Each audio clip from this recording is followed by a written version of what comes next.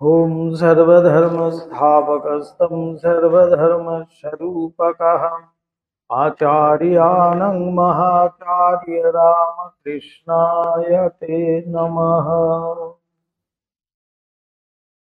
ঠাকুরের বেদান্ত সাধন হচ্ছিল আমাদের 168, তাই তো?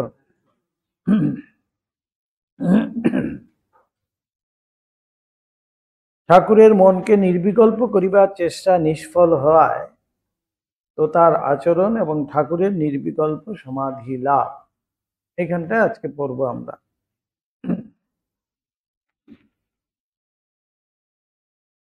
সে ঠাকুর কিছুতেই নির্বিকল্প হতে পারছে না, অর্থাৎ বিকল্প থেকেই যাচ্ছে। সেই মায়ের চিন্তা করছেন, সেই মায়ের মুক্তি মনে পড়ছে, ঘুরে ফিরে মাকেই ভাবছেন। তখন সেই তোতাপুরি সে কপালে একটি ক্ষত করে দেবে, বলছেন এর মধ্যে মনটাকে স্থির করো। এগুলো এখন আসবে। শ্রীমৎ তোতা পূর্বোক্ত প্রকারে নানা যুক্তি ও সিদ্ধান্ত বাক্য সহায়ে ঠাকুরকে সেদিন সমাহিত করিতে চেষ্টা করিয়াছিলেন। গুরুর কত উৎসাহ এখানে যদি আমরা দেখি, শ্রীমৎ তোতাপুরী তিনি কত উৎসাহিত, এমন একজন অধিকারী শিষ্য পেয়ে। তাই গুরুই কিন্তু সমস্ত ব্যবস্থা করেছেন। বলছেন যে গুরুর স্থানই হলো গিয়ে তিনি হলেন অহেতুক কৃপা সিন্ধু। তিনি কৃপা করার জন্যই যেন বসে থাকেন। তাই তেমন যদি শিষ্য পায়, গুরুও যেন খুব আনন্দিত হন এবং গুরুও তার মধ্যেও যেন উদ্যম বেড়ে যায়, কত উৎসাহ বেড়ে যায়। সেই তোতাপুরীর ক্ষেত্রে আমরা দেখতে পারি তিনি সমস্ত ব্যবস্থা করেছেন ঠাকুরকে সেই নির্বিকল্প সমাধিতে পৌঁছাতে হবে, এমন করে তিনি যেন উঠে পড়ে লেগে পড়েছেন। ঠাকুরের মুখে শুনিয়াছি তিনি যেন তাহার আজীবন সাধন লব্ধ উপলব্ধি সমূহ অন্তরে প্রবেশ করাইয়া তাহাকে তৎক্ষণাৎ অদ্বৈত ভাবে সমাহিত করিয়া দিবার জন্য বদ্ধপরিকর হইয়াছিলেন। এমন আনন্দে, এমন উৎসাহ, এমন অধিকারী শিষ্যকে পেয়ে ঠাকুরের এই তোতাপুরী, সেই তোতাপুরী যেন একেবারে উঠে পড়ে লেগেছে। সেই তাঁর যে সাধনলব্ধ যে সমস্ত আছে, সমস্ত কিছু ঠাকুরকে উজাড় করে তিনি দিচ্ছেন।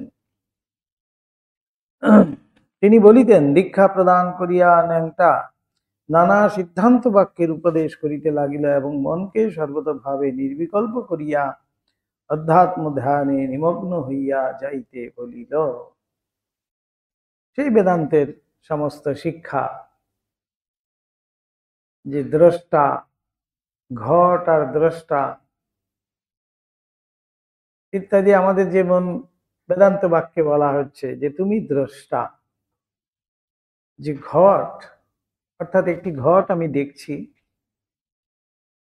সেই দেখছি আমি হলাম দ্রষ্টা, আমি কিন্তু ঘটটা নই। এই হলো গিয়ে সিদ্ধান্ত। খুব সুন্দর সূক্ষ্ম কিন্তু ভাবটি। বেদান্তে আমাদের বলছেন তুমি দ্রষ্টা রূপে একটি ঘট দেখছো, দর্শক রূপে আর কি। একটি ঘট তোমার সামনে রাখা আছে, তুমি কি বলছো যে একটি ঘট, কিন্তু তুমি ঘটটি নও। এই হলো গিয়ে আমাদের বিচারের প্রথম সূচনা সেখান থেকে হচ্ছে। তারপরে বলছেন এই দেহরূপ ঘটটাকে আমি দর্শন করছি, আমি কিন্তু দেহ নই। দেখুন কি সুন্দর সূক্ষ্ম। প্রথমে শুরু হচ্ছে এইটি আমি নই, এটা কিন্তু একটা মাইক্রোফোন। তারপরেই বলা হচ্ছে এই দেহটাও আমি নই, আমি হলাম অমুক। তাহলে আমি সেখানে দ্রষ্টা, আমি কিন্তু সেই দেহটা নই। তাহলে সেই আমিটি বলা হচ্ছে ত্বম আসি, তুমি সেই। তাহলে কি সুন্দর বিচার দেখুন। এইভাবে আমাদের বিচার শুরু করছে। এইসব সিদ্ধান্ত বাক্য শুনিয়ে শুনিয়ে শুনিয়ে শুনিয়ে শিষ্যের মনকে উঁচু দিকে নিয়ে যায়। এই হলো বেদান্ত শিক্ষা। তাই তোতাপুরীও কিন্তু ঠাকুরকে এই রূপে সিদ্ধান্ত বাক্য শুনিয়ে যুক্তি তর্ক এইসব দিয়ে বোঝাতে বোঝাতে নিয়ে যাচ্ছেন। আমার কিন্তু এমনি হইল যে ধ্যান করিতে বসিয়া চেষ্টা করিয়াও মনকে নির্বিকল্প করিতে বা নামরূপের গণ্ডি ছাড়াইতে পারিলাম না। নামরূপ মানে হলো গিয়ে আমি দেহ, আমি মন, আমি অমুক, আমি তমুক, এই যে আমার পরিচয়, এই নাম রূপ, আমি এরকম দেখতে, আমার এই এই অবয়ব ইত্যাদি করে করে আমি কিন্তু নিজের দিকে দেখছি এবং নিজেকে ভাবছি আমি সেই। কিন্তু সেটা যদি দ্রষ্টারূপে আমি দেখি তাহলে আমি কিন্তু এটা নই, তাহলে দেহটাও আমি নই। এই সিদ্ধান্তে যখন আমরা যেই দিন পৌঁছতে পারবো সেই দিনই আমরা সমস্ত দুঃখ কষ্টের থেকে রেহাই পাবো। আমি তো দেহ নই, আমার দেহ ভুগলই আর যাই করলো, গেলই আর আসলোই, তাতে আমার কি এলো গেল, আমি তো দ্রষ্টা মাত্র। এই যে দ্রষ্টা যে, সেই হলো গিয়ে আত্মা, সেই হলো গিয়ে পরমাত্মা। তাহলে তত্ত্বমসি এই সিদ্ধান্ত বাক্যে উপনীত হচ্ছি। এইভাবে বিচার করে করে করে আমাদের কিন্তু এগোতে হয়। এই হলো গিয়ে জ্ঞানমার্গের পথ। নেতি নেতি বিচারের কথা ঠাকুর বলছেন। এটা কি আমি? না। এটা কি আমি? না। এটা কি আমি? না। এটা কি আমি? না। তাহলে আমি কে? আমি হলাম সেই ত্বাম আসি, আমাকে বলে দিয়েছিল। এইবার বুঝলাম তৎ ত্বাম আসি কেন বলেছিলেন গুরু আমাকে। আমি সেই তৎ অর্থাৎ সেই যে পরমাত্মা স্বরূপ, সেই যে আত্মা স্বরূপ, সেই হলাম গিয়ে আমি। আমি নির্গুণ নিরাকার।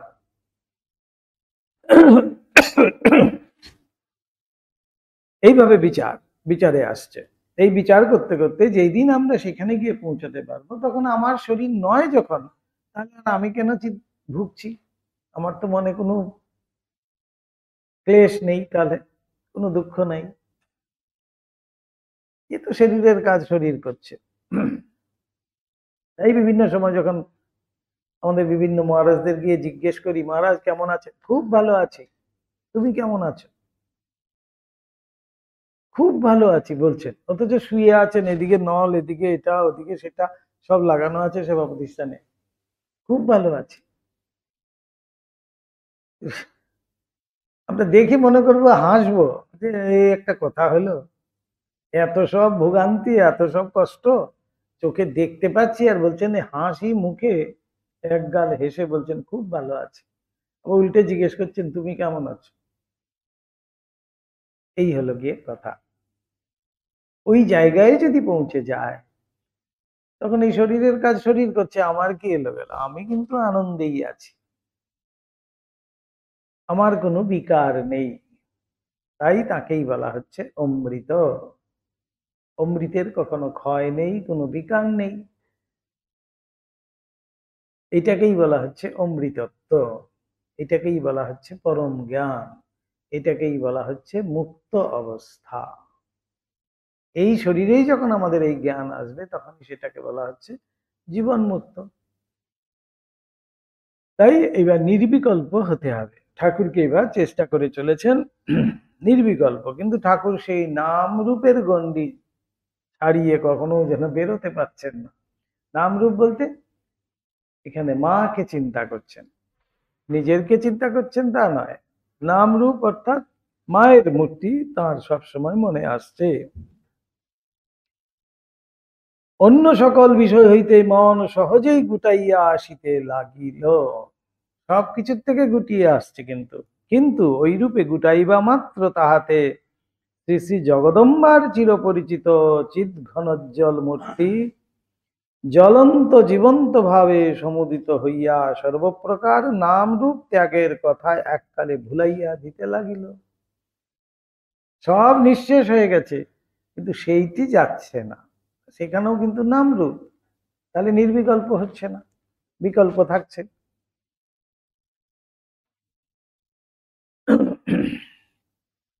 সিদ্ধান্ত বাক্য সকল শ্রবণপূর্বক ধ্যানে বসিয়া যখন উপর্যুপরি 3 দিন ওই রূপ হইতে লাগিল, তখন নির্বিকল্প সমাধি সম্বন্ধে এক প্রকার নিরাশ হইলাম। ঠাকুর বলছেন আমি নিরাশ হয়ে গেলাম যে আমার দ্বারা হবে না।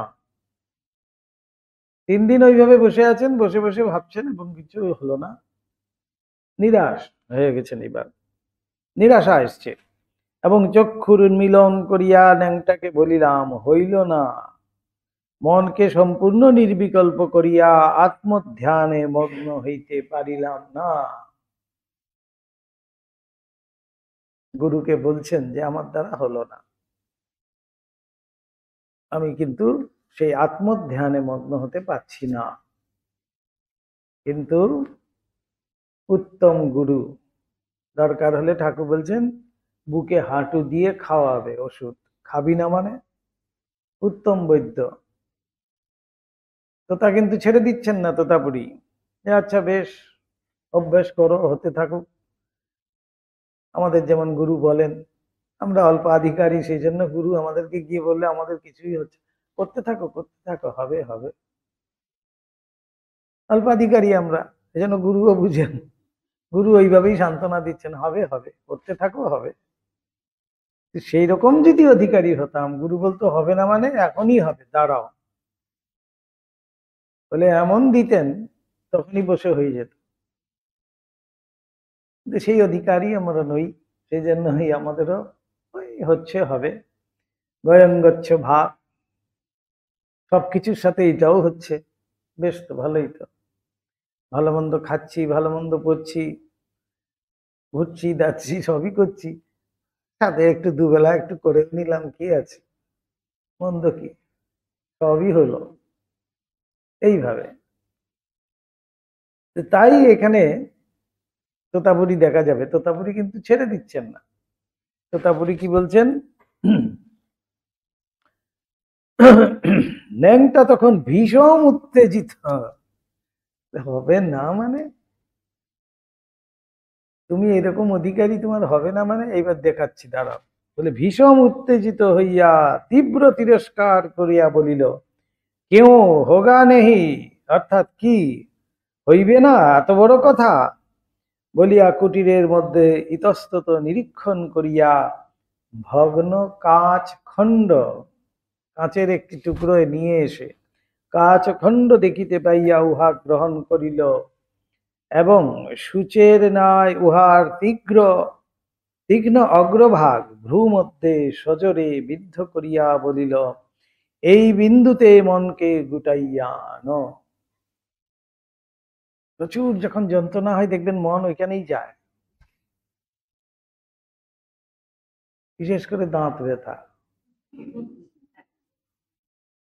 সারাক্ষণ ওইখানেই মনে পড়ে আছে, ওহ, আর এরকম করে হাত দিয়ে আছে, আর সারাক্ষণ সাপ খপ হয়তো করে যাচ্ছে, বিরক্তি চেহারা, আর এইখানে, আর এই সারাক্ষণ মনটা কিন্তু এখানেই আছে। তাই আমাদের ভোগ যখন রোগ হয়, সব কিন্তু এমনি ঠিকই আছে, পেটটাই খুব ধরে আছে, সবই ঠিক আছে, কোমরটাই খুব লেগে আছে, সবই ঠিক আছে, পায়ের ব্যথায় খুব কষ্ট পাচ্ছি, হাঁটতে পারি না, আসলে পায়ের ব্যথাতে মনটা রয়েছে তো, কেউ কিছু বললেই ওই পায়ের ব্যথাই বলি, সব কিছু শেষে গিয়ে কিন্তু ওইখানে যাব আমরা, কেন মনটা ওইখানেই পড়ে আছে। এই জন্য এখানে আঘাতটা করে দিল।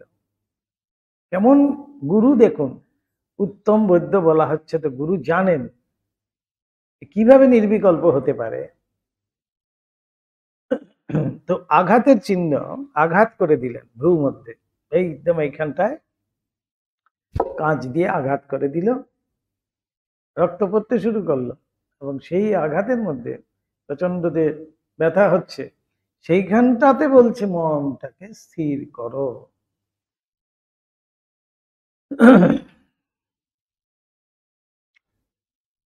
তখন পুনরায় দৃঢ় সংকল্প করিয়া ধ্যানে বসিলাম এবং জগদম্বার শ্রীমূর্তি পূর্বের ন্যায় মনে উদিত হইবা মাত্র জ্ঞানকে অসি কল্পনা করিয়া উহার দ্বারা ওই মূর্তিকে মনে মনে দ্বিখণ্ড করিয়া ফেলিলাম।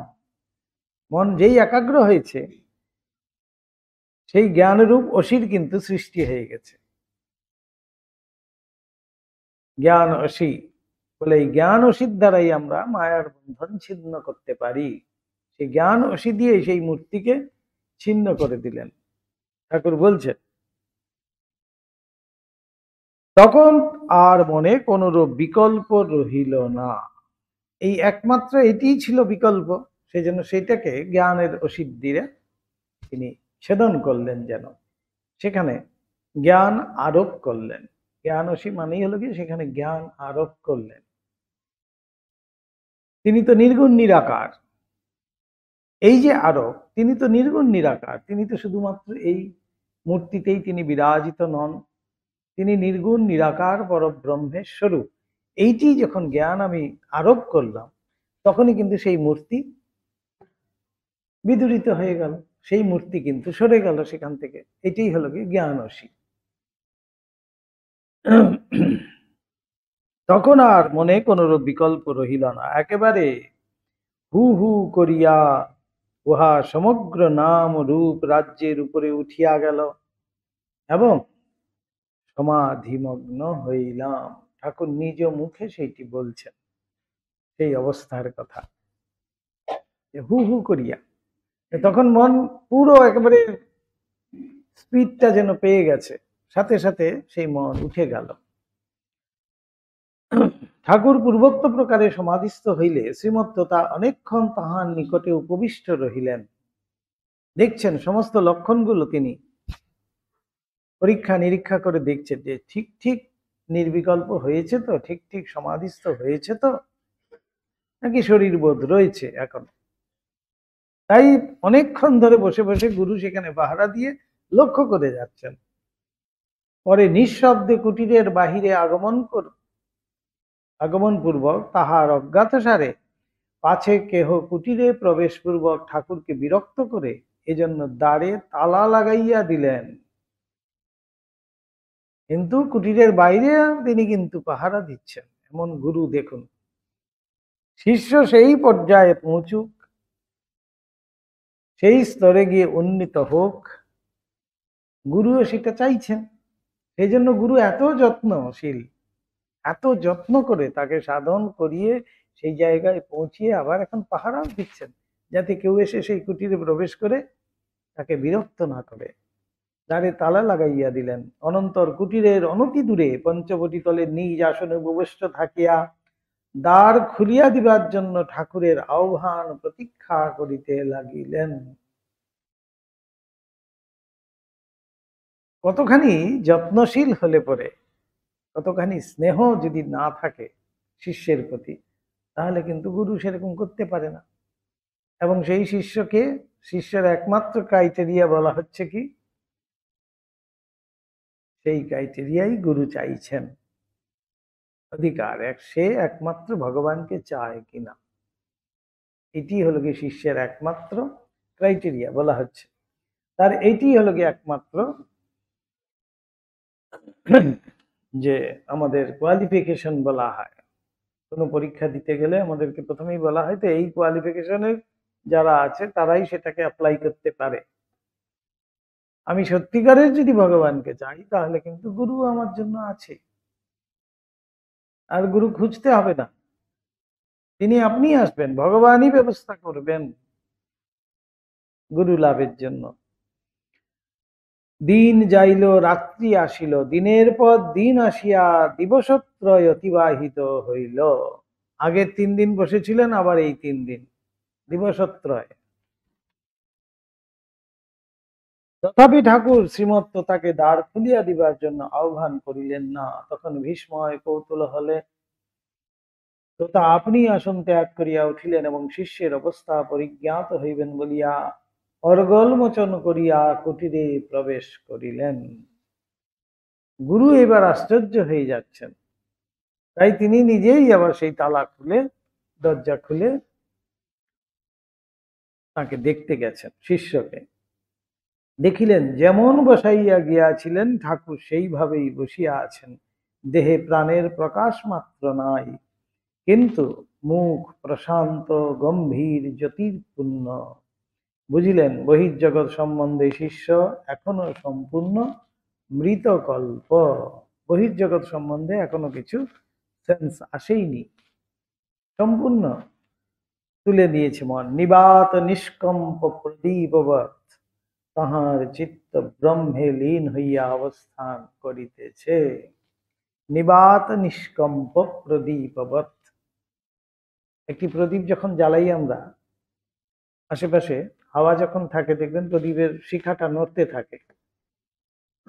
নিবাত, সেখানে কোনো হাওয়া থাকবে না, তখনই সেই প্রদীপের শিখাটা নিষ্কম্প হবে এবং সোজা জ্বলতে থাকে। তখন বোঝাই যায় না যে এটা জ্বলছে না, এরকমই আছে। সেইটাকেই বলা হচ্ছে ব্রহ্মের সাথে সম্বন্ধ হলো। সেই নিবাত নিষ্কম্প প্রদীপবৎ তাহার চিত্ত, অর্থাৎ এই চিত্ত তখন নির্বৃত্ত হয়েছে, কোনো বৃত্তি আর এই চিত্তে নেই। যখন চিত্ত একেবারে শান্ত হয়েছে, সেই চিত্তই ব্রহ্মের সাথে এক হয়ে গেছে, লীন হয়ে গেছে, তখনই সেটাকেই বলা হচ্ছে নির্বিকল্প। কোনো বিকল্প নেই। বিকল্প মানেই হলো গিয়ে এই বৃত্তি। এক একটি ঢেউ আমাদের এই চিত্তরূপ যে জল আছে সেই জলের মধ্যে ঘুরছে, কিন্তু এক একটি বৃত্তি হচ্ছে, এক একটি ঢেউ হচ্ছে। যখনই সেই চিত্ত সম্পূর্ণ নির্বৃত্ত হবে, তখনই শান্ত হবে, তখনই সে ব্রহ্মের সাথে একাত্ম হয়ে যাবে, ব্রহ্মের সাথে এক হয়ে যাবে, লীন হয়ে যাবে। সমাধি রহস্যজ্ঞতা, সমাধির যে রহস্য তার তিনি একেবারে বিজ্ঞ লোক। বলছেন সমাধির রহস্যজ্ঞতা স্তম্ভিত হৃদয়ে ভাবিতে লাগিলেন, যাহা দেখিতেছি তাহা কি বাস্তবিক সত্য? 40 বৎসর ব্যাপী কঠোর সাধনায় যাহা জীবনে উপলব্ধ করিতে সক্ষম হইয়াছে, তাহা কি এই মহাপুরুষ সত্য সত্যই 3 দিবসে আয়ত্ত করিলেন? তথাপি নিজেও বিশ্বাস করতে পারছেন না যে আমি যা দেখছি সেটা কি ঠিক, কারণ আমার এই অবস্থা প্রাপ্ত হতে 40 বছর লেগেছে।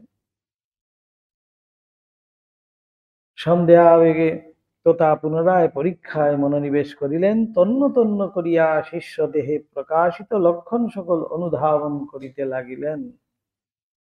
হৃদয় স্পন্দিত হইতেছে কিনা, নাসিকার দ্বারে বিন্দুমাত্র বায়ু নির্গত হইতেছে কিনা বিশেষ করিয়া পরীক্ষা করিলেন।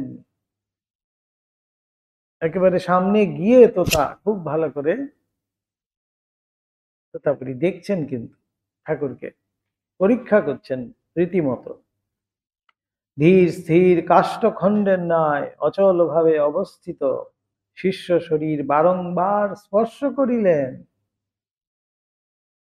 তিনিও তেমন গুরু বলেই কিন্তু স্পর্শ করতে পেরেছেন, নাহলে নির্বিকল্প সমাধিস্থ কাউকে যদি গিয়ে কেউ স্পর্শ করে, সেই অবস্থায় সমাধি তো ভাঙবেই, আর যে স্পর্শ করবে তারও কিন্তু অবস্থা খারাপ তখন।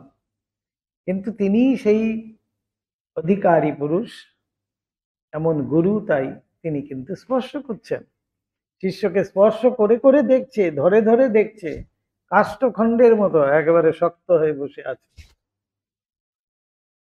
প্রাণ আছে কি নেই বোঝাই যাচ্ছে না। কিছু মাত্র বিকার বৈলক্ষণ্য বা চেতনার উদয় হইল না, তখন ভীষ্ময়ানন্দে অভিভূত হইয়া তথা চিৎকার করিয়া বলিয়া উঠিলেন, ইয় কা দেবী মায়া, সত্য সত্যই সমাধি। ইয় ক্যা দৈবী মায়া, বলছেন এইটা কি, এটা দৈবী মায়া ছাড়া তো কিছু নয়। এমন একজন যে আমি যা দেখলাম তা একেবারেই সত্যি দেখছি, এ তো মায়া ছাড়া দৈবী মায়াই ছাড়া এ কি হতে পারে। সত্য সত্যই সমাধি, বেদান্তোক্ত জ্ঞান মার্গের চরম ফল নির্বিকল্প সমাধি। 3 দিনে হইয়াছে, দেবতার একই অত্যুদ্ভূত মায়া। অনন্ত সমাধি হইতে শিষ্যকে বুদ্ধিত করিবেন বলিয়া তোতা প্রক্রিয়া আরম্ভ করিলেন এবং হরি ওম মন্ত্রের সুগভীর আরাবে পঞ্চবটির স্থল জল বোম পূর্ণ হইয়া উঠিল। চিৎকার করছেন, হরি ওম করছে।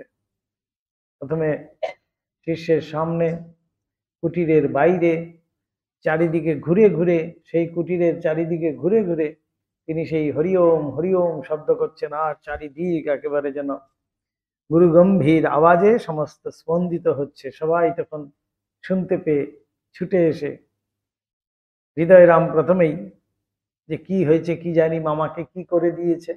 এবার দেখো এই তোতাপুরি কেমন যেন খেপে গেছে মনে হচ্ছে। লোক লস্কর সব ডাকাডাকি করছে। হৃদয় রাম শিষ্য প্রেমে মুগ্ধ হইয়া এবং নির্বিকল্প ভূমিতে তাহাকে দৃঢ় প্রতিষ্ঠিত করিবেন বলিয়া শ্রীমত্ততা কিরূপে এখানে দিনের পর দিন এবং মাসের পর মাস অতিবাহিত করিতে লাগিলেন এবং ঠাকুরের সহায়ে কিরূপে নিজ আধ্যাত্মিক জীবন সর্বাঙ্গ সম্পূর্ণ করিলেন, সে সকল কথা আমরা অন্যত্র সবিস্তারে বলিয়াছি। আমরা আগে পেয়ে এসছি গুরুভাব। একাধিক্রমে একাদশ মাস দক্ষিণেশ্বরে অবস্থান করিয়া, 3 দিনের বেশি কোথাও থাকতেন না, 11 মাস ছিলেন, উত্তর পশ্চিমাঞ্চলে প্রস্থান করিলেন। ওই ঘটনার অব্যবহিত পরেই ঠাকুরের মনে দৃঢ় সংকল্প উপস্থিত হইল, তিনি এখন হইতে নিরন্তর নির্বিকল্প অদ্বৈত ভূমিতে অবস্থান করিবেন। কিরূপে তিনি ওই সংকল্প কার্যে পরিণত করিয়াছিলেন, জীবকোটি সাধক বর্গের কথা দূরে থাকুক, অবতার প্রতিম আধিকারিক পুরুষেরাও যে ঘনীভূত অদ্বৈত অবস্থায় বহুকাল অবস্থান করিতে সক্ষম হয় না, সেই ভূমিতে কিরূপে তিনি নিরন্তর 6 মাস কাল অবস্থান করিতে সক্ষম হইয়াছিলেন এবং ওই কালে কিরূপে জনৈক সাধু পুরুষ কালীবাটিতে আগমন পূর্বক ঠাকুরের দ্বারা পরে লোককল্যাণ বিশেষ রূপে সাধিত হইবে কথা জানিতে পারিয়া 6 মাস কাল তথায় অবস্থান করিয়া নানা উপায়ে তাহার শরীর রক্ষা করিয়াছিলেন। ঠাকুরের শরীর রক্ষার জন্য মা কিন্তু যোগাড় যন্ত্র করে রেখেছেন। অদ্বৈত ভূমিতে আছেন তো, অদ্বৈত ভাবে একেবারে পূর্ণ হয়ে আছেন।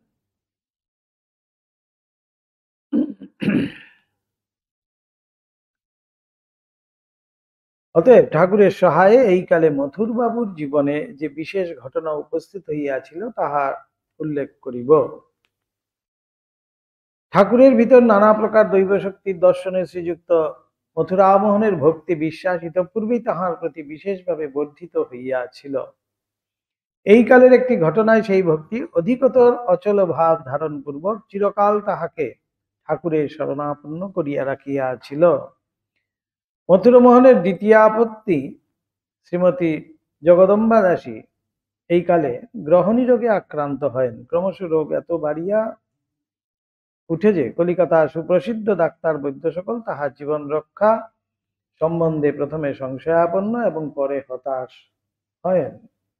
জগদম্বা দাসীর এমন অসুখ হয়েছিল, ডাক্তাররা পর্যন্ত আশা ছেড়ে দিয়েছিল।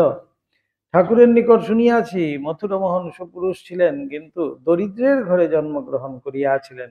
রূপবান দেখিয়াই রাসমণি তাহাকে প্রথমে নিজ তৃতীয়া কন্যা শ্রীমতী করুণাময়ীর সহিত এবং ওই কন্যার মৃত্যু হইলে পুনরায় নিজ কনিষ্ঠা কন্যা শ্রীমতী জগদম্বা দাসীর সহিত বিবাহ দিয়াছিলেন। অতএব বিবাহের পরেই শ্রীযুক্ত মথুরের অবস্থার পরিবর্তন হয় এবং স্বয়ং বুদ্ধি বলে ও কর্মকুশলতায় ক্রমে তিনি নিজ শ্বশ্রু ঠাকুরানীর দক্ষিণ হস্তস্বরূপ হইয়া ওঠেন। অনন্তর রানী রাসমণির মৃত্যু হইলে কিরূপে তিনি রানীর বিষয় সংক্রান্ত সকল কার্য পরিচালনায় একরূপ একাধিপত্য লাভ করেন তাহা আমরা জানি, আগে আমরা পড়ে এসছি। জগদম্বা দাসীর সাংঘাতিক পীড়ায় মথুরমোহন এখন যে কেবল প্রিয়তমা পত্নীকে হারাইতে বসিয়াছিলেন তাহা নয়, কিন্তু সঙ্গে সঙ্গে নিজ শ্বশ্রু ঠাকুরানীর বিষয়ের উপর পূর্বোক্ত আধিপত্য হারাইতে বসিয়াছিলেন। রানী কিন্তু মেয়ের নামে দিয়ে গেছেন, এবার মেয়ের মৃত্যুর পরে তাহলে কিন্তু মথুরামোহন আর এখানের মালিক থাকবেন না, এটাও। সুতরাং তাহার মনের এখনকার অবস্থার সম্বন্ধে অধিক কথা বলা নিষ্প্রয়োজন।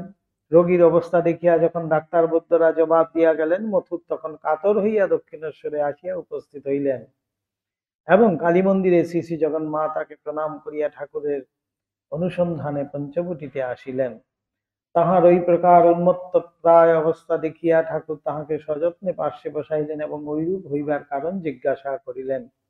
মধু তাহারে তাহার পদপ্রান্তে পতিত হইয়া সজল নয়নে গদগদ বাক্যে সকল কথা নিবেদন করিয়া দীনভাবে বারংবার বলিতে লাগিলেন, আমার যাহা হইবার তাহা তো হইতে চলিল, বাবা তোমার সেবাধিকার হইতেও এবার বঞ্চিত হইলাম, তোমার সেবা আর করিতে পাইব না।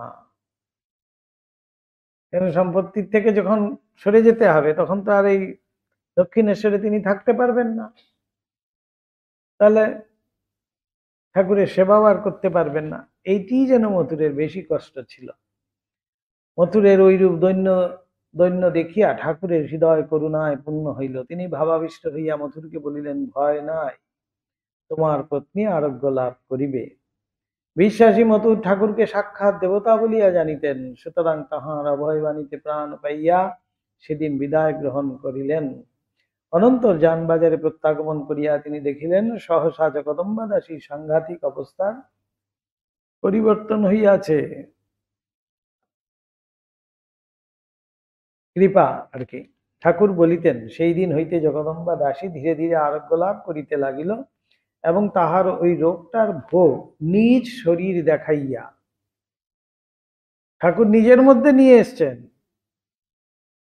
নিজ শরীর দেখাইয়া ঠাকুর এই শরীরের উপর দিয়া হইতে থাকিল। জগদম্বা দাসীকে ভালো করিয়া 6 মাস কাল পেটের পীড়া ও অন্যান্য যন্ত্রণায় ভুগিতে হইয়াছিল ঠাকুরকে। শ্রীযুক্ত মথুরের ঠাকুরের প্রতি অদ্ভুত প্রেমপূর্ণ সেবার কথা আলোচনা করিবার সময় ঠাকুর একদিন আমাদের নিকট পূর্বোক্ত ঘটনার উল্লেখ করিয়া বলিয়াছিলেন, মথুর যে 14 বৎসর সেবা করিয়াছিল তাহা কি অমনি করিয়াছিল? বিষয়ী মানুষ তো, স্বার্থ তো থাকবেই। মা তাহাকে নিজ শরীর দেখাইয়া ইহার ভিতর দিয়া নানা প্রকার অদ্ভুত অদ্ভুত সব দেখাইয়াছিলেন, সেই জন্যই সে অত সেবা করিয়াছিল। ঠাকুর নিজেও বলছেন এমনি আর 14 বছর আমাকে সেবা করেনি, তার কারণ ছিল। এবার আসছে বেদান্ত সাধনের শেষ কথা, ইসলাম ধর্ম সাধন।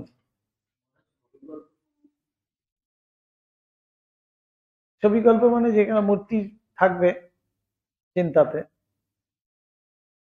জগদম্বা দাসী সাংঘাতিক পীড়া পূর্বোক্ত প্রকারে আরোগ্য লাভ করিয়া হোক অথবা অদ্বৈত ভাবভূমিতে নিরন্তর অবস্থানের জন্য ঠাকুর দীর্ঘ 6 মাস কাল পর্যন্ত যে অমানুষী চেষ্টা করিয়াছিলেন তাহার ফলেই হোক, তাহার ধীর শরীর ভগ্ন হইয়া এখন কয়েক মাস রোগগ্রস্ত হইয়াছিল।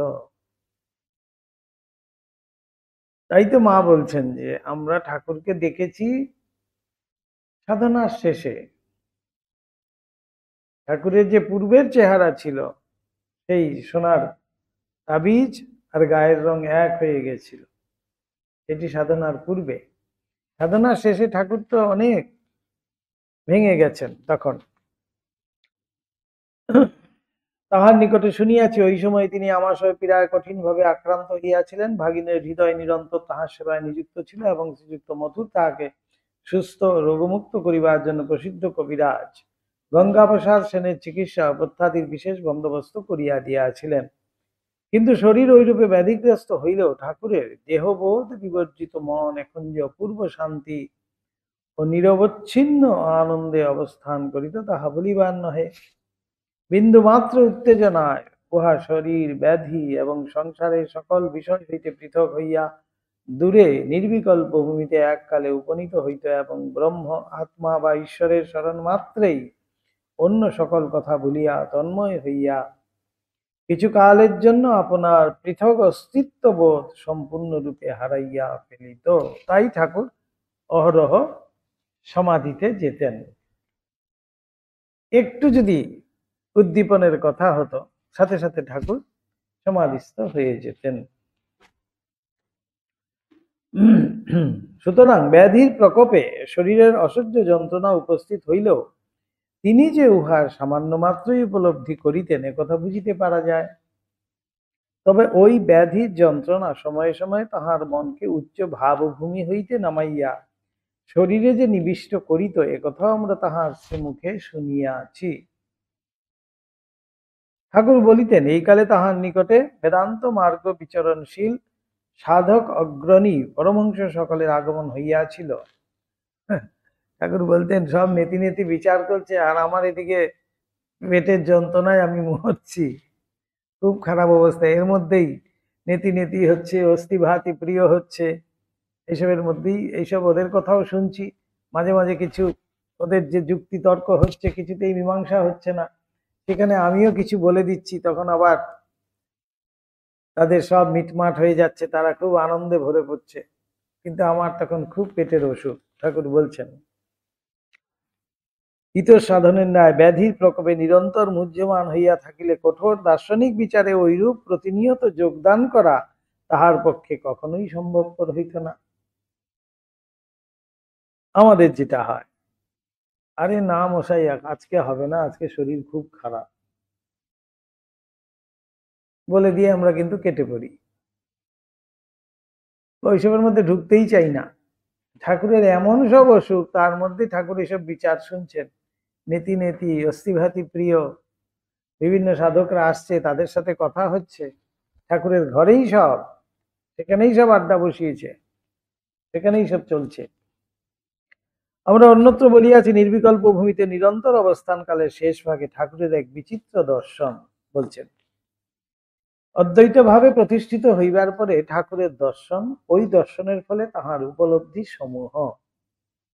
এবার ঠাকুরের কেমন কেমন দর্শন হচ্ছে।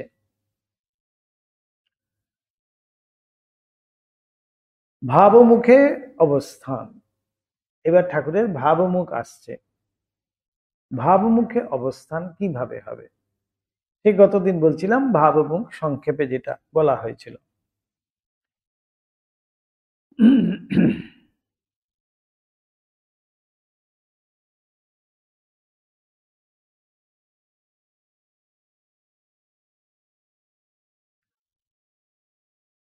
দর্শন বলিয়া ওই বিষয়ের উল্লেখ করিলেও উহা যে তাহার প্রাণে প্রাণে উপলব্ধির কথা, উহা পাঠক বুঝিয়া লইবেন। কারণ পূর্বে দুইবারের ন্যায় ঠাকুর এই কালে কোনো দৃষ্ট মূর্তির মুখে ওই কথা শ্রবণ করেন নাই।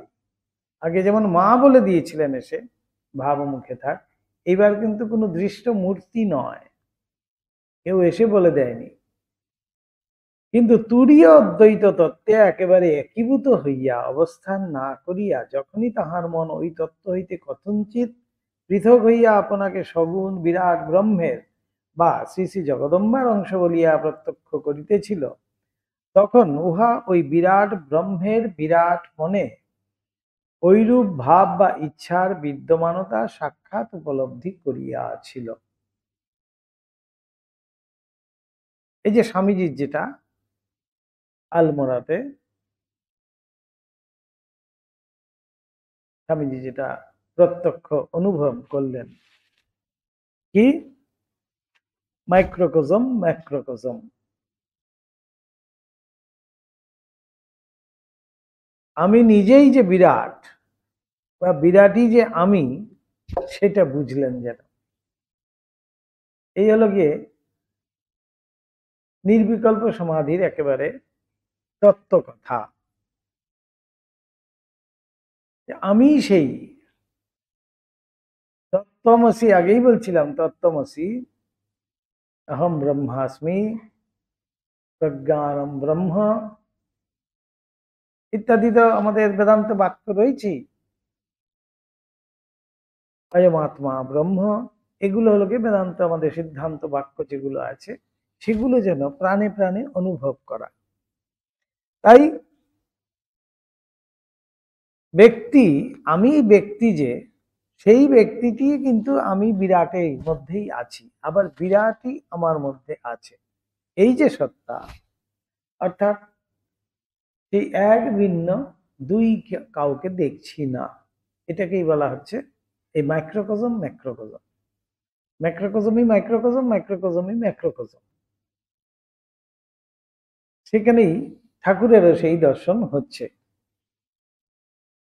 ওই বিরাট ব্রহ্মের বিরাট মনে ঐরূপ ভাব বা ইচ্ছার বিদ্যমানতা সাক্ষাৎ উপলব্ধি করিয়াছিল। ওই উপলব্ধি হইতে তাহার মনে নিজ জীবনের ভবিষ্যৎ প্রয়োজনীয়তা সম্যক পরিস্ফুট হইয়াছিল। কারণ শরীর রক্ষা করিবার নিমিত্ত বিন্দুমাত্র বাসনা অন্তরে না থাকিলেও শ্রী শ্রী জগদম্বার বিচিত্র ইচ্ছায় বারংবার ভাবমুখে অবস্থান করিতে আদিষ্ট হইয়া ঠাকুর বুঝিয়াছিলেন, নিজ প্রয়োজন না থাকিলেও ভগবৎ লীলা প্রয়োজনের জন্য তাহাকে দেহ রক্ষা করিতে হইবে এবং নিত্যকাল ব্রহ্মে অবস্থান করিলে শরীর থাকা সম্ভবপর নয় হে বলিয়াই তিনি এখন ঐরূপ করিতে আদিষ্ট হইয়াছেন। এই 6 মাস ধরে শরীর বোধই ঠাকুরের নেই, সেটা যে বেশি দিন থাকা যাবে না। ভগবৎ লীলার, ভগবৎ ইচ্ছায়, ভগবৎ লীলার জন্যই তার শরীর, কিন্তু এইটা যেন তিনি বুঝতে পারলেন, প্রাণে প্রাণে অনুভব করতে পারলেন এবং সেইভাবেই তিনি আদিষ্ট হলেন। জাতি স্মরত্ব সহায়ে ঠাকুর এই কালেই সম্যক বুঝিয়াছিলেন তিনি নিত্য শুদ্ধ বুদ্ধ মুক্ত স্বভাববান আধিকারিক অবতার পুরুষ, বর্তমান যুগের ধর্মগ্লানি দূর করিয়া লোককল্যাণ সাধনের জন্যই তাহাকে দেহধারণ ও তপস্যাদি করিতে হইয়াছে। জাতি স্মরত্ব, যে পূর্বে পূর্ব জন্মের কথা জানতে পারে তাকেই বলা হয় জাতি স্মর।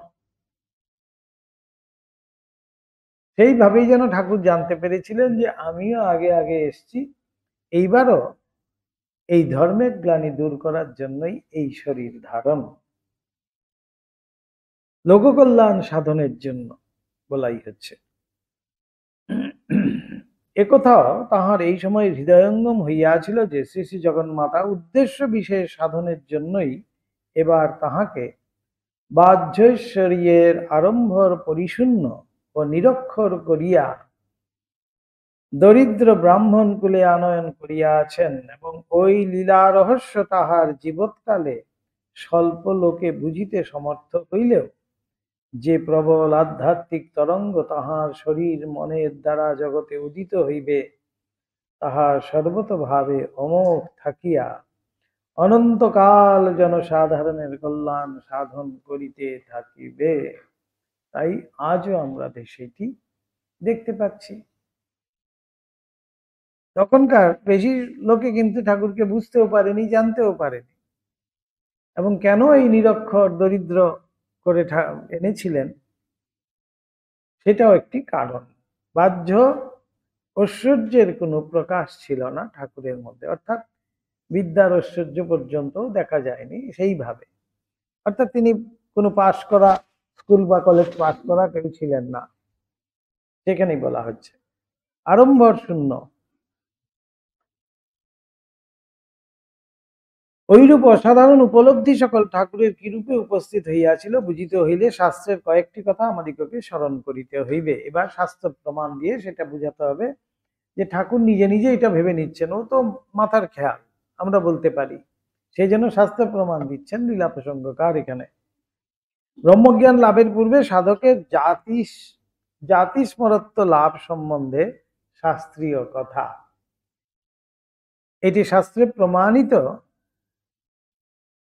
যে ব্রহ্মজ্ঞান লাভের জন্য যে যাচ্ছে বা ব্রহ্মজ্ঞান লাভের জন্য যে এগোচ্ছে, ঠিক সেই মুহূর্তে ব্রহ্মজ্ঞান লাভ হবে, সেই মুহূর্তটায় তার সেই জাতি স্মরত্ব চলে আসে, অর্থাৎ সে তখন পুরোটা যেন ফ্ল্যাশব্যাক করে তার কাছে, আমি আগে কি ছিলাম, এখন কেন এসছি, এখানে কেন, আমার কি প্রয়োজন, এগুলো যেন পুরোটা তার মধ্যে তখন চলে আসে। এটি একটা বিশেষ অধিকার তার মধ্যে তখন আসে, ঠিক ওই মুহূর্তটায় বলছে।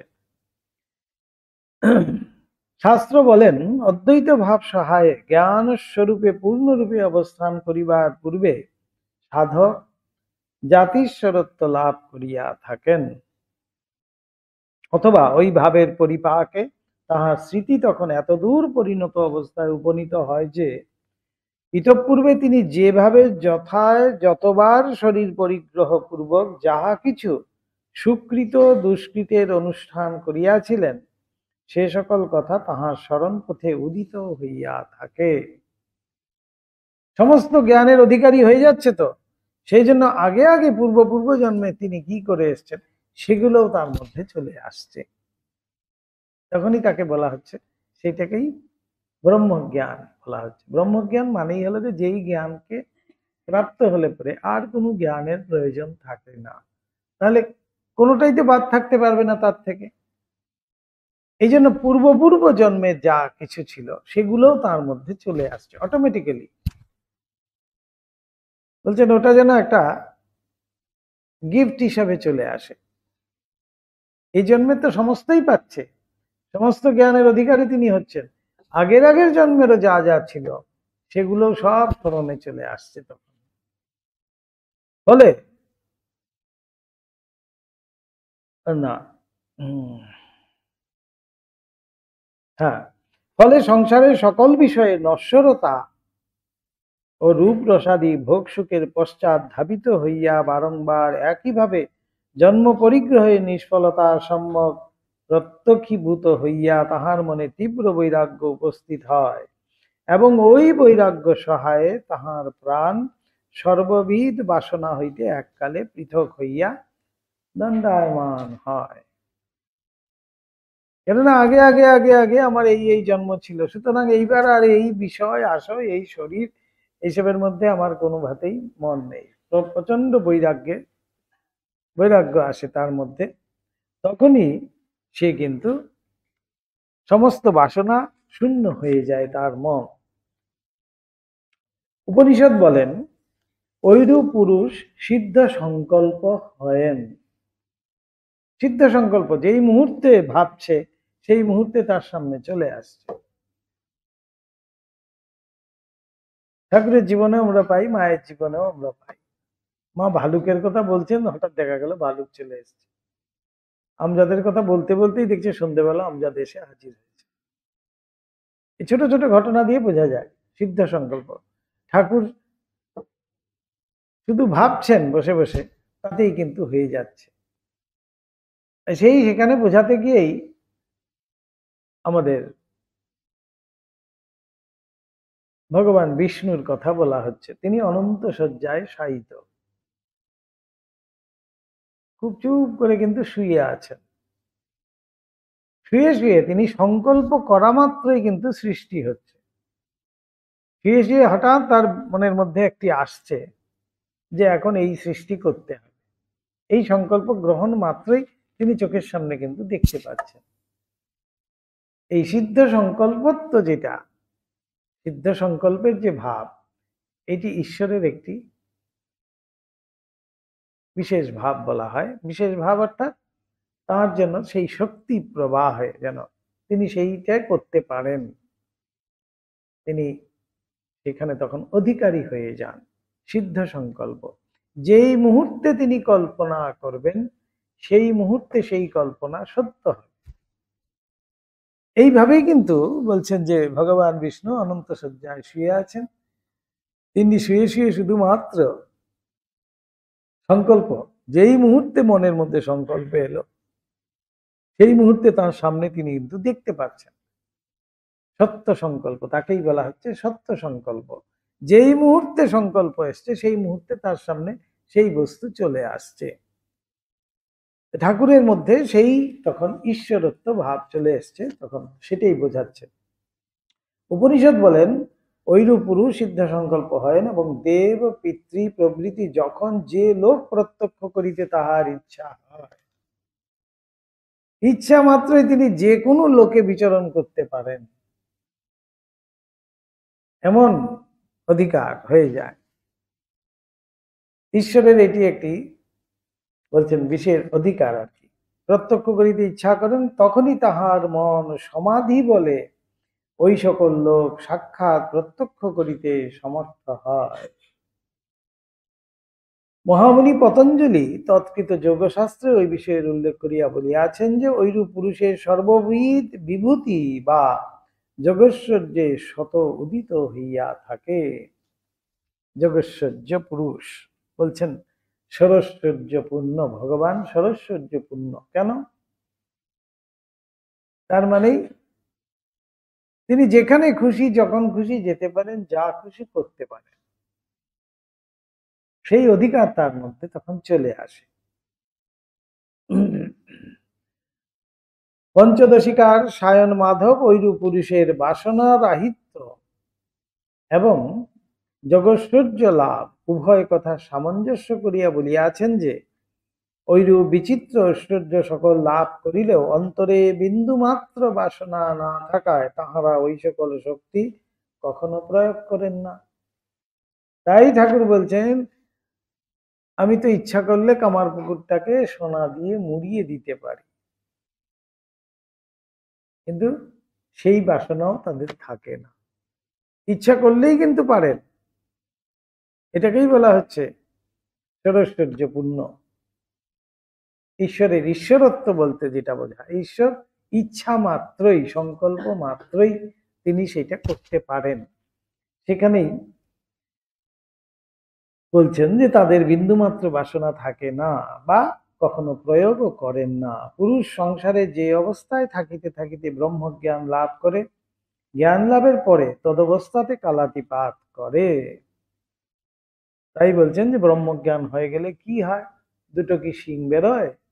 যেই মানুষটি ছিল সেই মানুষটি থাকে, লোকে দেখে তাকে চিনতে পারে না, কিন্তু সে সেই পরম জ্ঞানের অধিকারী হয়ে যায়। সেই অবস্থাতেই কালাতিপাত করে, কারণ চিত্ত সর্বপ্রকারে বাসনা শূন্য হওয়ায় সমর্থ হইলেও ওই অবস্থার পরিবর্তন করিবার আবশ্যকতা সে কিছুমাত্র অনুভব করে না।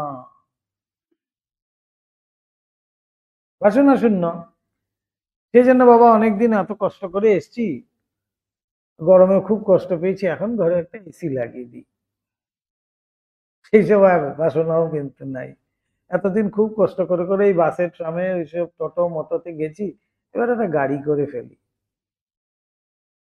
সেই বাসনাও থাকে না, কোনো বাসনাই থাকে না। সেই জন্যই কিছুমাত্র অনুভব করেন না আধিকারী পুরুষেরাই কেবল সর্বতভাবে ঈশ্বরেচ্ছাধীন থাকিয়া বহুজন হিতায় ওই শক্তি সকলের প্রয়োগ সময়ে সময়ে করিয়া থাকেন। তাই স্বামীজি শিষ্যকে বলছেন, তুই কি মনে করিস আমাদের মধ্যে কারুর সেই শক্তি নেই?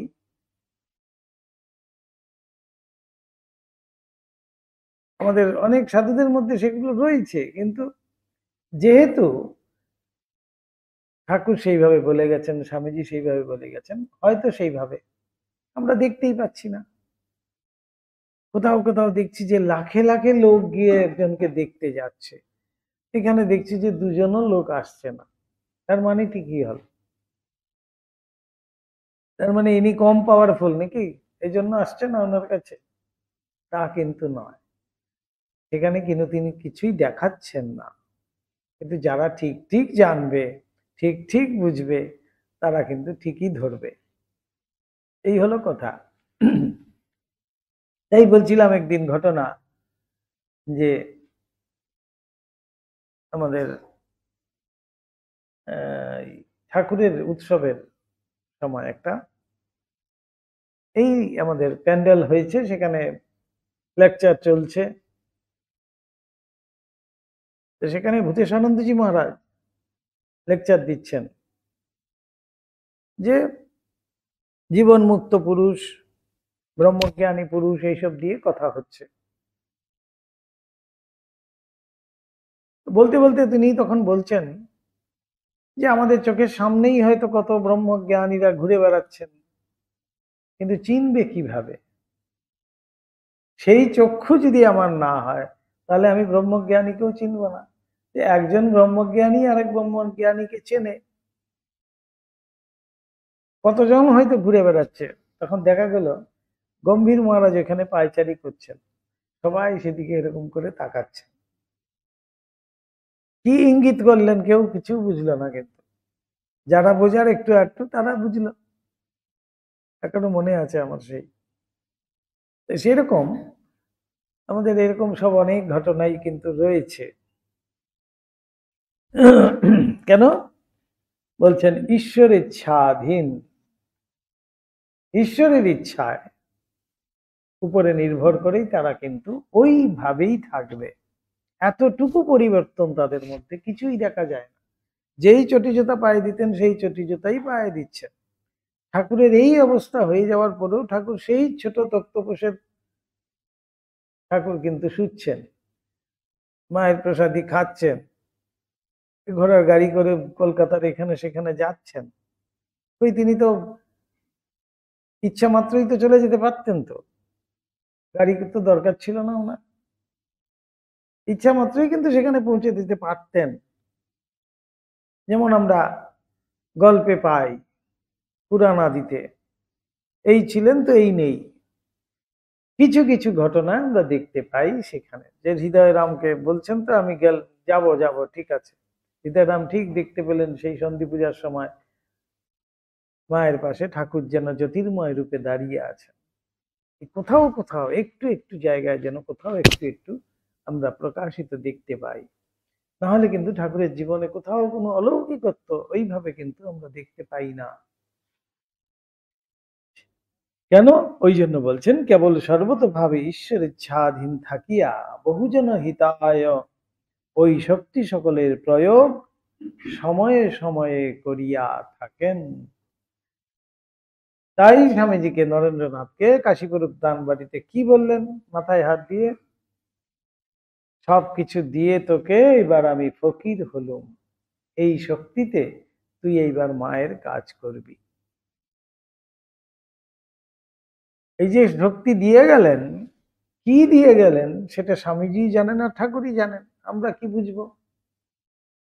দেখা গেল ঠাকুর কাঁদছেন সেখানে, ঠাকুরের চোখে জল, আর স্বামীজি গভীর ধ্যানে মগ্ন তখন।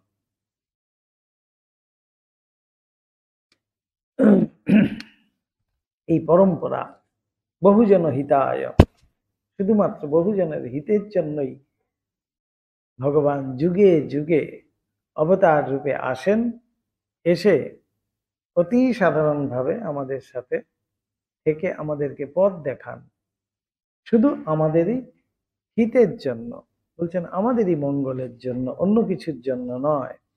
পূর্বোক্ত শাস্ত্রীয় কথা সকল স্মরণ করি রাখিয়া ঠাকুরের বর্তমান জীবনের অনুশীলনে তাহার এই কালের বিচিত্র অনুভূতি সকল সম্যক না হইলেও অনেকাংশে বুঝিতে পারা যায়। বুঝা যায় যে তিনি ভগবৎ পাদপদ্মে অন্তরের সহিত সর্বস্ব সমর্পণ করিয়া সর্বপ্রকারে বাসনা পরিশূন্য হইয়াছিলেন বলিয়াই অত স্বল্পকালে ব্রহ্মজ্ঞানের নির্বিকল্প ভূমিতে উঠিতে এবং দৃঢ় প্রতিষ্ঠিত হইতে সমর্থ হইয়াছিলেন। বোঝা যায় জাতিশ্বরত্ব লাভ করিয়াই তিনি এই কালে সাক্ষাৎ প্রত্যক্ষ করিয়াছিলেন যে পূর্বে পূর্বে যুগে যিনি শ্রীরাম এবং শ্রীকৃষ্ণ রূপে আবির্ভূত হইয়া লোককল্যাণ সাধন করিয়াছিলেন, তিনি বর্তমান কালে পুনরায় শরীর পরিগ্রহ পূর্বক শ্রীরামকৃষ্ণ রূপে আবির্ভূত হইয়াছেন। যে রাম যে কৃষ্ণ ইদানিং সেই রামকৃষ্ণ। নরেন্দ্রনাথকে তো বলছেন। বোঝা যায় লোককল্যাণ সাধনের জন্য পরজীবনে তাহাতে বিচিত্র বিভূতি সকলের প্রকাশ নিত্য দেখিতে পাইলেও কেন আমরা তাহাকে নিজ শরীর মনের সুখ স্বাচ্ছন্দ্যের জন্য ওই সকল দিব্য শক্তির প্রয়োগ করিতে কখনো দেখিতে পাই না। বোঝা যায় কেন তিনি সংকল্প মাত্রে এই আধ্যাত্মিক তত্ত্বসমূহ প্রত্যক্ষ করিবার শক্তি অপরের মধ্যে জাগরিত করিতে সমর্থ হইতেন, এবং কেনই বা তাহার দিব্য প্রভাব দিন দিন পৃথিবী সকল দেশে অপূর্ব আধিপত্য লাভ করিতেছে, আজও করিতেছে। এই যে ছুঁয়ে দিচ্ছেন, নরেন্দ্রনাথকে ছুঁয়ে দিচ্ছেন, নরেন্দ্রনাথ দেখছেন সবকিছু ঘুরছে। ঠাকুরের দীক্ষাও তো সব সম্ভবী দীক্ষাই ছিল। বিজ্ঞান মহারাজকে কেমন দীক্ষা দিচ্ছেন? কুস্তি লড়বি আয় বলে কুস্তি লড়ার ভঙ্গিমাতে গিয়ে বিজ্ঞান মহারাজকে ওয়ালের মধ্যে ঠেলে দিয়েছেন। বিজ্ঞান মহারাজ অনুভব করলেন যে ঠাকুরের থেকে একটা তরঙ্গ যেন তার মধ্যে আসছেন, দীক্ষা হয়ে গেল। ধ্যান করতে বলেছেন, বসে আছেন, দেখি হাঁ কর, জীবের মধ্যে ঠাকুর কি লিখে দিলেন, বীজ লিখে দিলেন। এলো সম্ভবী দীক্ষা ঠাকুরের সব। ঠাকুর সেইভাবে কিন্তু দীক্ষা দেননি, আমাদের এই মান্ত্রী দীক্ষা যেটা আমরা এখন যেটা অভ্যস্ত, সম্ভবী দীক্ষাই ঠাকুর দিয়েছেন। স্পর্শ মাত্র, জিভে লিখে দেওয়া, এগুলোই ঠাকুর সেইভাবেই দীক্ষা দিচ্ছেন।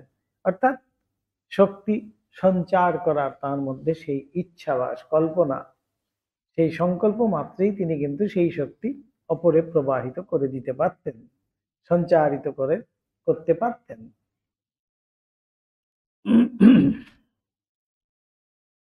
তাই বলছেন, তাহার দিব্য প্রভাব দিন দিন আমরা দেখতে পাচ্ছি, পৃথিবীর সর্বত্রই যেন আধিপত্য লাভ করিতেছে। অদ্বৈত ভাবে দৃঢ় প্রতিষ্ঠিত হইয়া ভাবরাজ্যে অবরোহণ করিবার কালে ঠাকুর ঐরূপে নিজ জীবনের ভূত ভবিষ্যৎ সম্যক উপলব্ধি করিয়াছিলেন। কিন্তু ওই উপলব্ধি সকল তাহাতে যে সহসা একদিন উপস্থিত হইয়াছিল, তাহা বোধ হয় না। আমাদিগের অনুমান, ভাবভূমিতে অবরোহণের পরে বৎসরকালের মধ্যে তিনি ওই সকল কথা সম্যক বুঝিতে পারিয়াছিলেন। শ্রী শ্রী জগন্মাতা ওই কালে তাহার চক্ষুর সম্মুখ হইতে আবরণের পর আবরণ উঠাইয়া দিন দিন তাহাকে ওই সকল কথা স্পষ্ট বুঝাইয়া দিয়াছিলেন। পূর্বোক্ত উপলব্ধি সকল তাহার মনে যুগপৎ কোনো উপস্থিত হয় নাই। তৎবিষয়ে কারণ জিজ্ঞাসা করিলে আমাদিগকে বলিতে হয়, অদ্বৈত ভাবে অবস্থান পূর্বক গভীর ব্রহ্মানন্দ সম্ভোগে তিনি এই কালে নিরন্তর ব্যাপৃত ছিলেন। সুতরাং যতদিন না তাহার মন পুনরায় বহির্মুখী বৃত্তি অবলম্বন করিয়াছিল, ততদিন ওই সকল বিষয় উপলব্ধি করিবার তাহার অবসর এবং প্রবৃত্তি হয় নাই।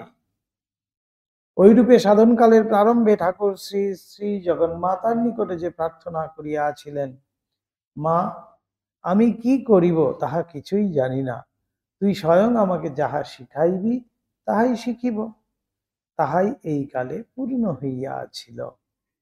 মায়ের যন্ত্রবৎ, মায়ের উপর সম্পূর্ণ তিনি শরণাগতির ভাব সম্পূর্ণ তিনি অর্পণ করে দিয়েছিলেন।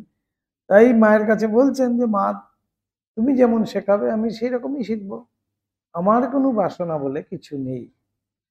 অদ্বৈত ভাবভূমিতে আরূঢ় হইয়া ঠাকুরের এই কালে আরেকটি বিষয়ের উপলব্ধি হইয়াছিল।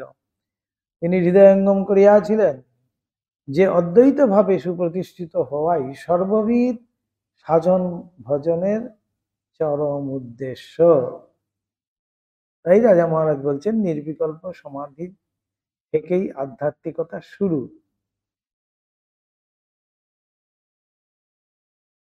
এখন বুঝুন তাহলে আধ্যাত্মিকতা কাকে বলছে। সেখান থেকে বলছে আধ্যাত্মিকতা শুরু। এইটা বুঝেছিলেন যে অদ্বৈতে আমাদের শেষ না হওয়া পর্যন্ত, অদ্বৈতে আমরা পৌঁছানো পর্যন্ত কিন্তু আমাদের আসল সই উপলব্ধি হলোই না। অদ্বৈতে পৌঁছতেই হবে। সাধন ভজনের চরম উদ্দেশ্য, যা কিছুই সাধন করছি না কেন, সবকিছুর মূলে কিন্তু সেই অদ্বৈত ভূমিতে আরূঢ়। কারণ ভারতের প্রচলিত প্রধান প্রধান সকল ধর্ম সম্প্রদায়ের মত অবলম্বনে সাধন করিয়া তিনি ইতপূর্বে প্রত্যক্ষ করিয়াছিলেন, উহারা প্রত্যেকেই সাধককে উক্ত ভূমির দিকে অগ্রসর করে। যত মত তত পথ। কিভাবে ঠাকুর বলছেন? বলছেন তো ঠাকুর যে এক দক্ষিণেশ্বর, সেখানে কত লোক কত ভাবে আসছে, কেউ স্টিমারে আসছে, কেউ গাড়িতে আসছে, কেউ পায়ে হেঁটে আসছে, কিন্তু সবাই কিন্তু সেই দক্ষিণেশ্বরেই আসছে। যার যেমন ক্ষমতা সেই অনুযায়ী সে আসছে, তার যাত্রা শুরু করেছে। ঠিক সেরকমই আমাদের কারুর ভাব হলো গিয়ে দ্বৈত মত, সে মূর্তি পূজা আদি এসবের মধ্যে দিয়েই শুরু করেছে। কারুর হয়তো নিরাকারে মত, সেই নিরাকার ব্রহ্মের সাধন করে করেই সে সেদিকে এগিয়ে যাচ্ছে। আবার কারুর হয়তো দ্বৈত অদ্বৈতের মাঝামাঝি যে আছে সেখান দিয়ে আবার সে এগিয়ে যাচ্ছে, ইত্যাদি নানান রকম উপায়। কিন্তু কিন্তু যেতে হবে সেই একই জায়গায়। শুধু আমাদের হিন্দু ধর্মের মধ্যেও নয়, সমস্ত ধর্মেও কিন্তু তাই, প্রত্যেকেই কিন্তু যাবে সেই একই জায়গায়। এখানেই ঠাকুর বুঝাচ্ছেন আর কি সেই কথা, উহা শেষ কথা আর কি। কারণ ভারতের প্রচলিত প্রধান প্রধান সকল ধর্ম সম্প্রদায়ের মত অবলম্বনে সাধন করিয়া ঠাকুর নিজে নিজে সাধন করে তিনি বুঝেছিলেন।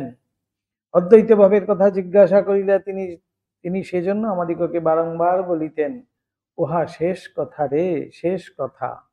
ঈশ্বর প্রেমের চরম পরিণতিতে সর্বশেষে উহা সাধক জীবনে শত আসিয়া উপস্থিত হয়। জানবি সকল মতেরই উহা শেষ কথা, এবং যত মত তত পথ। এখানেই কিন্তু শেষ করছেন ঠাকুর। ওইটাই কিন্তু সমস্ত ধর্মের, সমস্ত সম্প্রদায়ের, সমস্ত মতের ওইটি কিন্তু শেষ কথা। সেইখানে পৌঁছতেই হবে, না হলে কিন্তু হলো না। ওইখানে যদি না পৌঁছানো যায় তখন আমার ওই ওই মূর্তি পূজা নিয়েই বসে থাকতে হবে, ওই ছুঁয়ো না করেই বসে থাকতে হবে, ওই তুলসী পাতা বেলপাতা নিয়েই বসে থাকতে হবে, আর ওই টিকি আর পইতে এই নিয়ে বসে থাকতে হবে। এগুলোর থেকে উঠতে হবে। এগুলো হলো অবলম্বন, এগুলো কিন্তু উদ্দেশ্য নয়। এগুলোকে অবলম্বন করে আমাকে কিন্তু উঠে যেতে হবে। তাই বলছে নিয়ম কেন? নিয়মের পারে যাব বলে নিয়ম। নিয়ম করতে করতে নিয়মের পারে যেতে হবে, তখনই কিন্তু তাকে লাভ হবে। নিয়মের জন্য কিন্তু তাকে লাভ করছি না আমি, নিয়মের পারে গিয়ে কিন্তু তাকে লাভ করছি। তাই মা বলছেন, মাকে যখন জিজ্ঞেস করা হচ্ছে যে মা জপ প্রার্থনার দ্বারা, জপের দ্বারা তাকে কি পাওয়া যায়, বলতে না, কোনো সাধন ভজন, কোনো জপের দ্বারা, কোনো কিছু দিয়েই তাকে লাভ করা যায় না। তাহলে তাকে লাভ করব কিভাবে? তার কৃপার দ্বারা। আমি এসব করব কেন? তাকে তো দেখাতে হবে যে আমি তোমাকে চাই, আমার আগ্রহটা তো প্রকাশ করতে হবে। সেই আগ্রহ প্রকাশ না করলে পরে তিনি আমাকে কৃপা করবেন না। বলছে বেশ, দরকার নেই, ছাড়ো। ও যখন চায় না তাহলে আর কেন আমি দিতে যাব অযাচিত ভাবে? থাক না, যেদিন আসবে বলবে তখন দেব। ভগবানও তখন আমাদেরকে ইগনোর করেন, বলে থাক থাক বাবা। কিন্তু যে এসে হ্যাংলামও করছে, বলে রাম রাম রাম রাম করে ডেকেই চলেছে, বলছে না আমি ছাড়বই না, আমাকে দিতেই হবে। তখন বলছে আচ্ছা ঠিক আছে চলে আয়। এত যখন ডাকছে আর কি করা যাবে। এই নাম নেওয়া কেন? বলছে তিনি কিন্তু আমার ভিতরেই রয়েছেন, তিনি কোথাও নেই, তাকে খুঁজতে কোথাও যেতে হবে না, তিনি আমার হৃদয়েই বিরাজিত। কিন্তু কি অবস্থায়? ঘুমন্ত অবস্থায় রয়েছে। তাই তাকে ডেকে ডেকে আমি তুলতে চাইছি। একজনকে বারবার ডাকতে ডাকতে কি হবে? সে উঠবেই। এমন ঘুমে আচ্ছন্ন তিনি, বিষয় আশয় ইত্যাদি মায়ার দ্বারা আমি এমন ভাবে বন্ধ করেছি, তিনি এমন ভাবে ঘুমন্ত অবস্থায় আছে, সেজন্য আমার মধ্যে প্রকাশ নেই। তিনি যেই দিন আমার মধ্যে উঠে বসবেন, সেই দিনই কিন্তু তাকে আমরা জানতে পারি, দেখতে পারি। তখনই মনে করবো যে আরে তিনি তো এইখানেই ছিলেন, আমি কোথায় কোথায় এখানে এখানে কত কষ্ট করে করে কোন কোন মন্দিরে গিয়ে গিয়ে খুঁজেছি রে বাবা, আমার তো দরকারই নেই। তাই ঠাকুর একটি কথা বলছেন, কুটি চক আর বহু চক। কুটি চক আর বহু দক, বহু চক নয়, বহু দক। বহু দক মানে বহু জায়গার যে উদক খায় তাকে বলা হয় বহু দক। উদক আর কি, উদক মানে জল, যে বহু জায়গার জল খেয়েছে, সব ঘাটে ঘাটে গিয়ে জল খাচ্ছে। আর কুটিচক মানে যে এক জায়গায় বসে আছে। এই কুটিচক হলো গিয়ে আসল সাধক, কারণ সে সব বুঝে গেছে, সে সব জেনে গেছে। এবার বলছে, বাবা আমার আর কোথাও যাবার দরকার নেই, আপনাতে আপনি থেকো মন, যেও না কো কারো ঘরে, যা চাবি তা বসে পাবি, খোঁজো নিজ অন্তঃপুরে। তাই তিনি ঘুমন্ত অবস্থায় আছে, তাকে প্রার্থনা করতে হবে, ডেকে ডেকে তাকে বলতে হবে, তুমি জাগো প্রভু, জাগো মা, জাগো, উঠে বসো, আমাকে একটু দেখাও, আমাকে একবার দেখা দাও, তুমি এরকম ঘুমিয়ে থাকলে আমি তো দেখতেই পাচ্ছি না। তিনি যখন জেগে বসবেন তখনই আমরা তাকে দেখতে পাই, অর্থাৎ তার প্রকাশ আমরা অনুভব করতে পারি। ঘুমিয়ে পড়ছেন, জাগুন, না জাগলে হবে না। ভিতরের জনকেও তো ঘুম ঘুম পেড়েই দিয়েছেন, নিজেও ঘুমিয়ে পড়ছি, তাহলে সে আপনি বুঝতে হবে, তো আমি বলবো নাকি? আপনি বুঝতে হবে তো, আমার গিয়ে কোনো লাভ হবে কি? যদি তাহলে যাব, যদি সেখানে গিয়ে আমার উদ্দীপন না হয়, ভগবানের চিন্তনই না হয়, স্মরণ না হয়, তাহলে সেখানে যাওয়ার কোনো কাজ নেই। তীর্থ ভ্রমণ দুঃখ গমন, তাই না? তীর্থ ভ্রমণ দুঃখ গমন, ঠাকুর বলছেন তো, ঠাকুরের কথাই আছে। কেন? যে আমি তীর্থের যে উদ্দেশ্য সেইটি যদি সিদ্ধ না হলো, তাহলে তীর্থগমন তো দুঃখ গমনই হবে। আর যদি তীর্থে আমার গেলে পরে সেই মন শান্ত হয়, ভগবানের প্রতি উদ্দীপিত হয়, ভগবানকে বেশি করে চিন্তা করতে পারি, নিশ্চয়ই সেই তীর্থ আমার জন্য তীর্থ। না হলে যাওয়া আসাই সার, ছুটে ছুটে গেলাম, খুব সেজে গুজে গেলাম, আবার হই হই করে ফিরে এলাম, এসে আবার বলবো যে এই পান্ডা যা উৎপাত করলো, কিছু দেখতে তো পেলামই না, 8 ঘন্টা 7 ঘন্টা লাইন দিলাম, ঠেলা ধাক্কা খেয়ে এক ধাক্কায় নিয়ে গেল, এক ধাক্কায় বের করে দিল। এখন কাশিতে যান না, এই তো কেদারনাথে দেখুন হয়েছে যে 10 ঘন্টা লাইন দিচ্ছে লোকে, তারপরে যখন কেদারনাথ মন্দিরে পৌঁছবে আপনি ভাবুন, এতক্ষণ লাইন দিয়ে ওই হেঁটে হেঁটে হেঁটে হেঁটে উঠলো, তারপরে গিয়ে সেই কেদারনাথকে কি আর দেখার ইচ্ছা থাকবে? তখন মনে হবে কতক্ষণে আমি বাবা নিচে ফিরে আসি, এই চিন্তাই কিন্তু মাথায় ঢুকে থাকে। তো তখন আর ওই কেদারনাথকে যে দেখবো, দর্শন করব, সেখান থেকে আমি কিছু প্রাপ্ত হব, সেটা কিন্তু আমার মাথার থেকে উঠে যায়। সেটাই হলো গিয়ে দুঃখ গমন।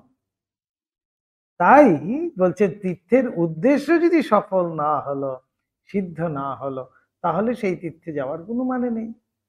ঘরে বসেই ভাবো না, ঘরে বসেই তো আমার মধ্যেই তো সব রয়েছে, সমস্ত তীর্থ তো এখানেই বর্তমান। আমি এখানে বসে বসেই তো কাশী, বৃন্দাবন, গয়া সবই তো করতে পারি, কেদারনাথ, অমরনাথ সবই তো ঘুরতে পারি এখানে বসে বসে, চিন্তা করে করে সেটাও করতে পারি। আর গিয়ে যদি আমার মনে হয় সেটাই হলো না, লাভ হলো না, তাহলে তো কোনো কিছুই হলো না, ওই যাওয়া আসাই সার হলো। 4 ধামের নিয়মই আছে। প্রথম গঙ্গোত্রী, গঙ্গোত্রীর থেকে গোমুখ, গোমুখ থেকে প্রথমে গঙ্গার জল নিতে হবে, আহরণ করতে হবে। তারপরে যমুনোত্রী, যমুনোত্রীর থেকে যমুনার জল আহরণ করতে হবে। এই গঙ্গা যমুনার জল নিয়ে বয়ে বয়ে তারপরে কেদারে যেতে হবে, সেই কেদারে গিয়ে সেই জল দিয়ে অভিষেক করতে হবে, শেষে বদ্রীনাথ ঘুরে চলে আসতে হবে। এই হলো 4 ধামের যে যাত্রার কথা বলা হয়, 4 ধামের এইভাবেই কিন্তু নিয়ম হলো গিয়ে তাই। কিন্তু এই নিয়ম কে পালন করছে? কেউই করছে না। সবাই এখন যাচ্ছে গঙ্গোত্রী অব্দি যাচ্ছে, গোমুখ যাওয়ার মতো এত ধৈর্য এত সাহস কারুরও নেই এখন আর। গোমুখের রাস্তা এখন খুবই খারাপ, এই গোমুখেও যাচ্ছে না, যে গঙ্গার উৎস যেখানে, সেখান থেকে গিয়ে জল আনার কথা, সেই গোমুখের ওইখানে একেবারে গোমুখ যে আছে সেখান থেকে জল বেরোচ্ছে, সেখান থেকে জল আনতে হবে, নিজে কিন্তু বয়ে আনতে হবে, নিয়ম তাই। এই যাত্রার মানে আছে, 4 ধাম যাত্রায় যাচ্ছি মানে ওইখান থেকে আমি নিজে কিন্তু জল আনতে হবে। তারপরে যমুনোত্রীতে গিয়েও সেই যমুনার জল আমাকে নিজে আনতে হবে তুলে, অপর কেউ তুলে দিলেও হবে না। তারপরে সেই দুটো জলকে আমাকে নিয়ে বয়ে নিয়ে যেতে হবে কেদারে। সেই কেদারে গিয়ে কেদারের মাথায় সেই জল দিয়ে অভিষেক করতে হবে। তখন গিয়ে সেই যাত্রা পূর্ণ হলো। তারপরে সাক্ষী স্বরূপ সেখানে বিষ্ণু বসে রয়েছেন বদ্রীনাথে। বদ্রীনাথে গিয়ে বলে আসবে যে আমি দর্শন করে এসেছি, আমার এই তীর্থযাত্রা যেন সম্পূর্ণ হলো, তুমি কৃপা করবে, আশীর্বাদ করবে। এই বলে যাত্রা সম্পূর্ণ করে তারপরে নেমে আসতে হয়। কিন্তু এই ভাবটি যদি বজায় না রাখি, ঘুরতে যাওয়ার জন্য গেলাম, হই হই করার জন্য গেলাম, আর ওই কষ্টই করলাম, তাহলে কিন্তু সেই তীর্থযাত্রার কোনো মানে নেই। তাহলে এমন যাত্রা না করাই ভালো, তাই নয়? তখন এসে কি করব? ওই যে বললাম, এসে আমরা গল্প করব, এই যা কষ্ট হলো বাবা, আর কোনোদিন যাব না, এমন হলো, এই হলো, সেই হলো, এই পান্ডা এই করে দিল, কার ব্যাগ চুরি হয়ে গেল, কার কি হয়ে গেল, আর এখন যা পায়ের ব্যথা করছে, আর আর যাচ্ছি না বাবা। কিন্তু দেখুন, সেই যে তীর্থ দেবতা তীর্থ ভ্রমণ করলো, তীর্থের কথা কিন্তু কিছুই নাই তার স্মরণে। সে কিন্তু ওই যে এক্সপিরিয়েন্স, ওই যে জার্নির কথা, সেটাই কিন্তু মনে করছে। তাহলে কি তীর্থযাত্রা সম্পূর্ণ হলো, না সার্থক হলো? তা তো নয়। তাই বলছেন তীর্থ ভ্রমণ দুঃখ গমন, ওই ঠেলা ধাক্কা করতে করতে আমাকে যেতে হবে। যদি সেই ভাব নিয়ে যেতে পারি, তাহলে নিশ্চয়ই তীর্থ ভ্রমণের উপকারিতা আছে, আমাদের আবশ্যকতাও আছে। কত মুনি ঋষি, কত মহাত্মারা সেই তীর্থে তীর্থে ঘুরিয়েছেন। সেই তীর্থে বলা হচ্ছে যে ভগবানের বিশেষ প্রকাশ। সেই প্রকাশ যদি আমি দেখতে না চাই, সেই প্রকাশের প্রতি যদি আমার আগ্রহ না থাকে, তাহলে তো বৃথা সেই যাত্রা। সেই অর্থেই বলা হয়েছে যে নিজের মধ্যেই যদি আমি ভাবতে পারি কুটিচক হয়ে চুপ করে বসে, তখনই কিন্তু আমার শান্তি। দেখবেন সব কিছু তখন আছে আমার, এইখানে বসেই আমি সব কিছু পেয়ে যাব। তখন আর আমার মধ্যে কোনো মানে ব্যস্ততা থাকবে না। ব্যস্ততা নেই মানে হলো গিয়ে সে শান্ত প্রশান্ত, তার ভাব খুব ধীর স্থির হয়ে গেছে। ওম নিরঞ্জনম নিত্যম অনন্ত রূপম ভক্তানুকম্পাধৃত বিগ্রহং বৈ ঈশাবতারং পরমেশমিদ্যম তম রামকৃষ্ণম শিরসা নমামঃ। ওম শান্তি শান্তি শান্তি। হরি ওম তৎসৎ। শ্রীরামকৃষ্ণার্পণমস্তু।